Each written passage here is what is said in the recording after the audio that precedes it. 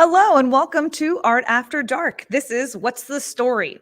The Norton marks its 80th year anniversary in 2021, and What's the Story invites neighboring cultural and community organizations to mark the occasion by sharing their distinguished histories and what's ahead.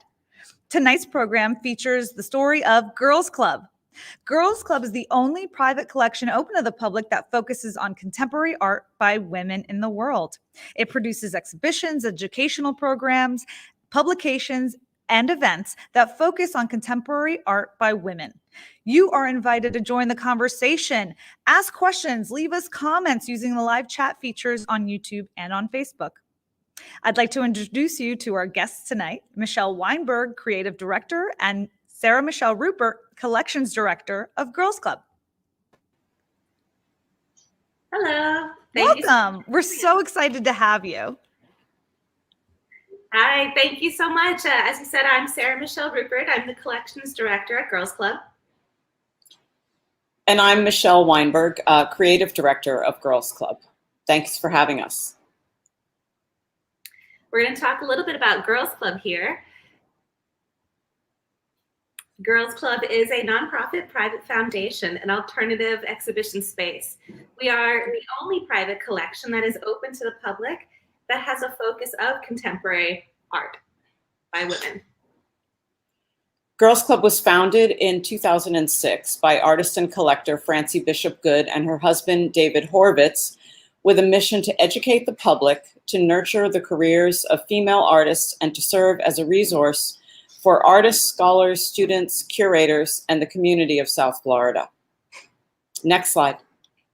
Girls Club presents exhibits, public programs, publications, events, web projects that all highlight the contributions of women to the field of contemporary art.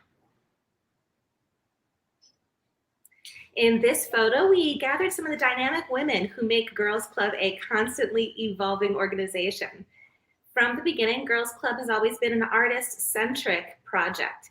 Here in the center is our founder, artist Francie Bishop Good.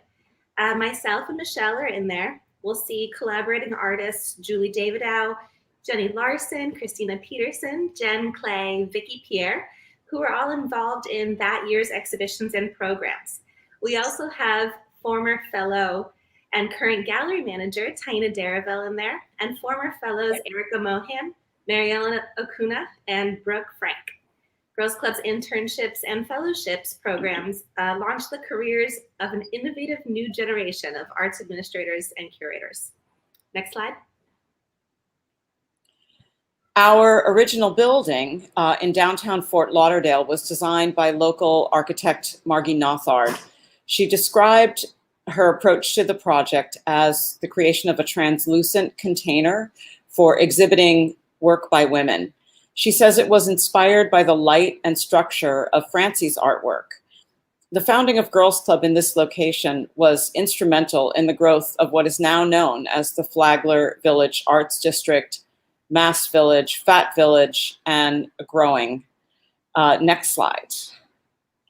The collection of works owned by Francie Bishop Good and her husband, David Horvitz, which now includes over 1,100 works, is the inspiration for all that we do at Girls Club. Each year we mount one main exhibit, often partnering with invited guest curators or curating by myself and Michelle to present thematic exhibitions from the collection. Programming and events throughout the year tie into those underlying themes of each exhibit. Next slide. Girls Club's exhibitions include internationally renowned artists from the collection, as well as local emerging artists.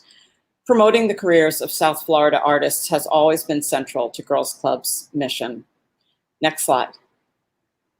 The works in the collection are often inspired by Francie Bishop Good's own artistic practice, and they range from photography to gestural painting, video, drawing, neon, sculpture. This exhibit, Reframing the Feminine, was curated by Miami photography gallery director Dina Matrani. Next slide. The flexible architecture of Margie Nothard's building gave each exhibition in that space a dramatically different look.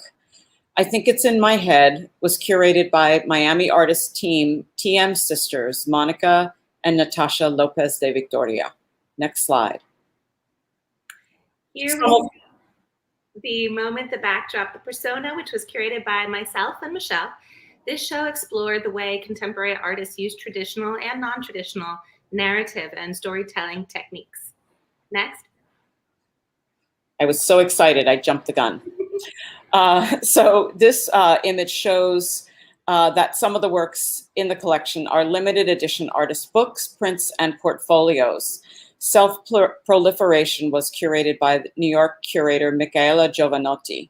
That year, we also invited a printer in residence, the female artist duo Portable Editions, to occupy Girls Club and present print-based programming and workshops. Next slide. Here we see Pink Noise, Flexing the Frequency from 2016. This was our last exhibit in our original 117 space and showcased work from the collection as well as borrowed works from local and national artists. Next.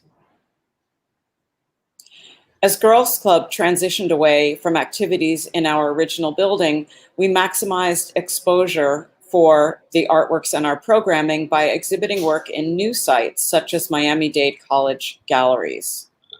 Next slide. We commemorated the 10-year anniversary of Girls Club with Change Agents, which was hosted by the Art and Culture Center of Hollywood. In this exhibition, we paid tribute to 6 local artists who contribute to the South Florida arts community by producing and presenting the work of others in various exciting ways. Next slide. Our new and current location, also in downtown Fort Lauderdale, houses the works in the collection and plays host to smaller scale exhibitions and projects. In this next slide, with our exhibition, programming, and collection storage spaces consolidated into this one location, we're able to be flexible and agile with our scheduling, which has proved really wonderful in these past COVID years. This has also allowed us to increase access to the collection more than before, with behind-the-scenes tours of the collection, of the racks and flat files, and our curatorial processes. Next slide. As Girls Club's founder, Francie's personal work delved further into sculpture, so too did the works in the collection. With a substantial increase in sculpture, ceramics, and mixed media works, we presented the exhibit Not Flat to showcase the evolving practices of artists working in the third dimension. Next slide. Our most recent exhibition, which has been quite a departure for Girls Club, was Necessary Trouble, and it featured photographs in the collection by and of civil rights activists and events. These were arranged with related contemporary artworks that encourage new dialogues between the pieces. For the past 6 or 7 years, civil rights era photography has been a growing genre in the collection, spearheaded by Francie's husband, David Horowitz. A catalog for this exhibition will be out very soon. In the next slide, I'm showing off a sneak peek of our next exhibit, which opens October 8th and speaks to the anxieties, the confusion, the wanderlust and loss stemming from the recent year's global events and upheavals. With work from the collection, I'll be touching on collective psychological and emotional effects of our lives during and post-pandemic. The work shown here is by Myra Kallman. It's called Roller Coaster After Hurricane. Next slide. We're always looking to increase access by the public for our work and programming. So Girls Club presents projects that live directly on the web, on our site. They include internet-based art, interviews, videos, photo and video blogs, interactive poetry, and zines, many of them created by our fellows. Check them out at girlsclubcollection.org/programs. Another slash. Next slide. In addition to the work of visual artists, Girls Club's programming is augmented by the work of writers and performers. Residency artists contribute workshops, talks, performances, and other events to the year's calendar. Next slide. We mentioned our internship and fellowship program. We started this about 8 years ago, and these programs encourage young artists and arts professionals to challenge and create new projects using Girls Club as a resource and a platform. In addition to daily gallery and programming support, each fellow produced an independent project that focused on their personal interests and their strengths using Girls Club, whether it was through web projects like the one you're seeing here by Taina, or through live events and multidisciplinary events. Next slide. The documentary Women Painting was produced by Girls Club in conjunction with the exhibition of the same name. We conceived of this project as a contemporary rebuttal to a 1970s classic documentary, which was called Painter's Painting, in which one lone female artist appeared. We visited 11 artists in their studios in New York and Florida, and each of them answered questions about their early role models or the lack thereof, career obstacles and triumphs, and the lessons learned as female artists. And we'd like to show you now a short trailer of that video. If a woman tells a funny joke, she's a funny girl. And if a man tells a funny joke, it's a funny joke. We had no female teachers. I quite often feel invisible. We weren't that aware of women artists. Yeah, there's definitely what is it called? Boys club type of attitude towards painting. We work in a world of externals that is male defined and male constructed. I just think there's definitely a glass ceiling. There's no doubt about that. Let's say if there's an all-male show, it would be nice someday to have one of those people say, I don't want to be in this show. It's the classic definition of feminism is that it's inclusive of everyone, that there are no divisions. In the art world, it kind of became a dirty word. As a woman of color, you know, I always feel there are some expectations about what my work should look like and who am I speaking for. You know, if Julian Schnabel would write on a painting, he was a hero, and if I would write on a painting, I was a feminist. So, you know, it was problematic.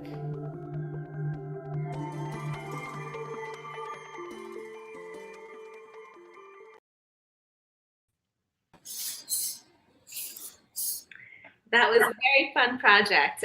We will actually be doing an online broadcast of that video soon. So if you're interested in seeing the full video, please like Girls Club on Instagram or Facebook, or join our email list so you can hear when it does come, when we go live with that. In this slide, you see a little bit of our Drawing Closer graphics. In late March 2020, responding to the COVID shutdown, we launched this project, Drawing Closer, which was a collecting initiative meant to financially support artists without adding any additional burden of creation or curriculum development. During this time, many artist projects, commissions, and exhibits were being canceled or indefinitely postponed. Museums and institutions forced to quickly pivot to online programs like this, which we truly do love and appreciate. They were engaging artists in new ways and now in need of these new virtual programs, curriculums, and workshops. So our take for this was, let's take a beat, let's let artists do what they need to do, and let's do what we do best, which for us was collect. During this project, each week from April to June of that year, Francie and David chose a new artist's work or works to purchase from an open call of submissions. You can see these works on our website as well. Next slide. A really big part of Girls Club programming has always been to activate and elevate the cultural landscape in South Florida. And we can't do that without engaging the public in new ways. So the image in this slide shows visitors attending an open call Works on Paper exhibition, and each of them have added their notes and comments directly to the wall using sticky notes. Everyone got involved, from invited judges, fellow artists, children, and regular members of the public. And the artists gained new followers. It was really fun. Next slide. From 2010 to 2015, Girls Club organized Art Fallout, a large annual community-wide art event, and one of the first of its kind in Fort Lauderdale that engaged galleries, studios, the Museum of Art, and alternative spaces, while introducing a growing audience base in the neighborhood to the diversity of contemporary art activities thriving in the area. Next slide. In 2006, Girls Club collaborated with ISPX, a local print studio, to launch SPF Fort Lauderdale. It was the area's first small press fair. The event brought together book and zine and print artists from around the state and welcomed the public to get in on the world of print, book, and zine creations.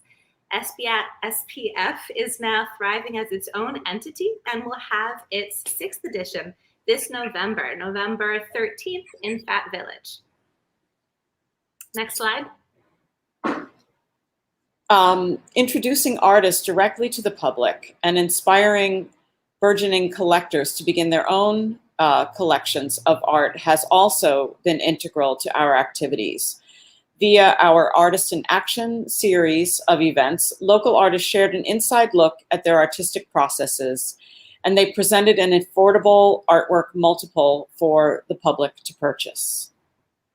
Many of those multiples are available on our shop at girlsclubcollection.org/shop. We've also sponsored and presented many different kinds of workshops. Here, painter Elizabeth Condon is conducting a workshop to fellow artists.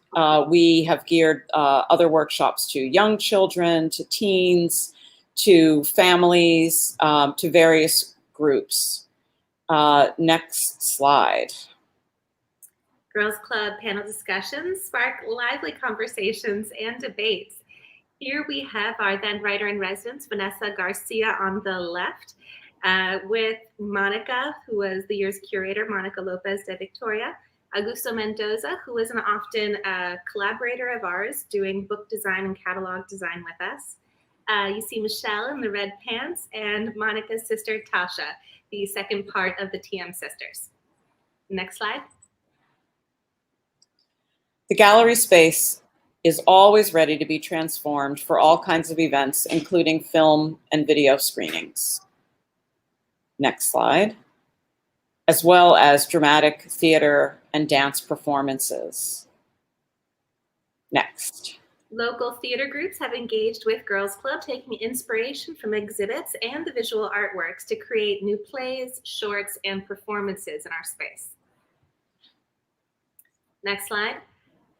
Specialized workshops for women and girls have been offered over the years, including for women who are victims of domestic violence and those recovering from substance abuse with our social partners. Next slide. Introducing young people to contemporary art and giving them the tools to improve their critical thinking skills is what happens in Girls Club when young people enter the gallery. Next. Partnership with those teen girls in alternative high schools help young folks integrate new techniques and hone their creative problem-solving skills with workshops that are led directly by local artists. Girls Club's publications are more than depictions of the works that have been on the wall in the gallery. They are unique, portable exhibitions created for posterity. We work with the most creative local designers to produce lively books that are supplemented with original writing by poets and essayists. These catalogs are all available for purchase on our website's shop page. Next slide. Our publications were first launched with the help of a Knight Foundation grant. Thank you, Knight. Here's an image of that first catalog from a solo exhibition by fiber artist Frances Trombley. This catalog was designed by her and her husband, who make up the design firm Fulano. You can check out and purchase all of these past catalogs at girlsclubcollection.org/shop. And we would love to see you in person. You can visit the gallery. We are open on Fridays from 1 to 5 p.m.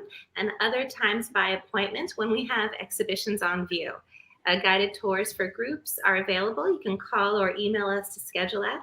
You've got our phone number and our email on the screen right now, and we can add that to the chat as well. So please stay in touch. Follow us at Girls Club FLL on Instagram and check out the other social media connections. Thank you so much for having us here. And we are looking forward to opening up any discussion, any questions. Gladys, are you ready for that?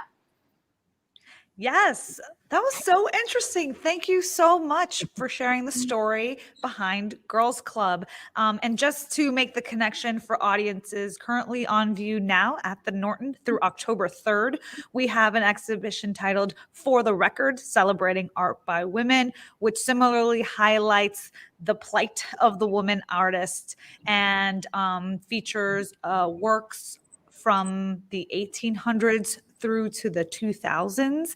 It's presented chronologically, so you kind of get this great view of the evolution of not only women's work, but contemporary art. And we hope that you and our audience out there is able to join us for that really great exhibition. I wanted to kind of take a step back here and just kind of take a personal note and see if either of you had any thoughts that you wanted to share about your experience as women and the art world.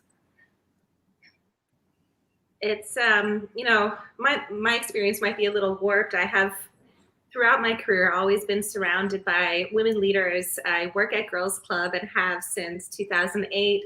And being here in South Florida, I'm not sure if that's much different than some of the other cities that have such thriving contemporary art centers. But I've really experienced a huge wealth of amazing boss ladies who get things done and get recognition, which I think is really wonderful. And again, I'm not sure if that's Miami being such a young city founded by a woman, and such a young art hub. Michelle, any thoughts? Well, this is a really long discussion, and many artists can weigh in with lots of personal anecdotes. I believe that it's a really good moment to experience some change and lift some of the discrimination against women participating fully as artists. I think particularly there's been always a kind of double standard for women like interacting as business people in the world of fine arts, as parents and mothers. I think that adds another layer of kind of isolation sometimes for how women are viewed. So I think this moment in our history, I know lots of residencies have sprouted up over recent years that are specifically for women and family artists to participate. That kind of thing is really great. I can, contrast that with my own early experiences attending like amazing residencies and not being able to fully participate because I had a young child. So I see things like that as being, really gratifying. So, hopefully the change will continue. Well said. And another thing that really caught my eye when the exhibition opened, for the record, is not only were women in art left behind for a long time, but even now in our contemporary times, women of color are being excluded even more so. And so how does, the art world, the museum world, maybe organizations like Girls Club that are kind of zeroing in on these avenues going to help level the playing field? So yeah, thank you so much for sharing about that. I know it's sometimes the nuances and the challenges aren't easy to talk about, but it's so great that there's a place that has a focus and an eye towards women and contemporary art. I would love to hear a little bit more about, I think you said it was an open call that you did with the sticky notes. And that just sounds like a fabulous, really great way for like community engagement and to put people out there. Was that all fun? Did someone leave an unsavory sticky? How did that work out? How does, you know, when you open the gates for self-expression, you don't know what you're going to get. How was that for you? Well, I'd like to say that a lot of contemporary art leaves people feeling like they are not entitled to join in, or that they don't know how, you know, to express how they feel about art. So it comes off as an elitist enterprise. So we definitely have tried many different ways to break down those barriers. And so an open call submission is one way in which there are no curators, but the goal was for lots of great artists that would be working quietly in our midst, in our vicinity in downtown Fort Lauderdale and in South Florida, to come out and then to give their work some exposure by inviting all kinds of judges who came and left their own comments. And they would have been gallery directors, other collectors, other artists, arts journalists and writers, museum personnel. You know, we just called out to all of those folks. So we had, you know, it wasn't just about one judge making the final decision. And then we opened it up to, the sticky notes were color coded. So there was one for kids, there was one for artists, non-artists, and then judges. And it just made the act of viewing art not a silent, private thing that happens, but a little bit more interactive. And it was great fun. I think the artists really appreciated it too. Oh yeah, it was a lot of fun. That was one of our more popular, very interactive programs. And at the end of the night, each of the artists who submitted artwork would take home all of the Post-it notes. And I know I still have maybe a stack of my Post-it notes. It's really incredible to get sort of outside of the artist's head, where we can be so, you know, tunnel visioned on our focus and see what a kid might think of the work, or what somebody else is getting from what you're putting out there. It was a lot of fun. Very cool. I hope it happens again, and I'll leave my own sticky. Yeah. Just a quick pivot. So you both are artists. And when you think of women in art, you think of the person, you know, working on a canvas, but you're a collections director, you're a creative director. Can we talk a quick overview of what your day-to-day is, what your role is, what your day job consists of? Yeah, well, lately I've been doing a lot more of the arts admin side of things. I'm the collections director, and that title sort of evolved over time with Girls Club, going from the gallery director and an administrator early on.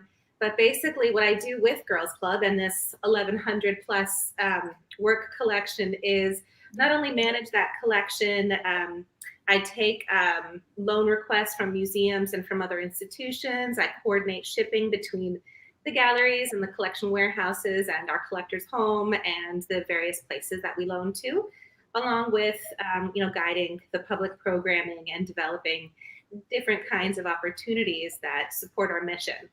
On the art end of it, I haven't been too active lately. I'm in the midst of a lot of baby stuff in my life.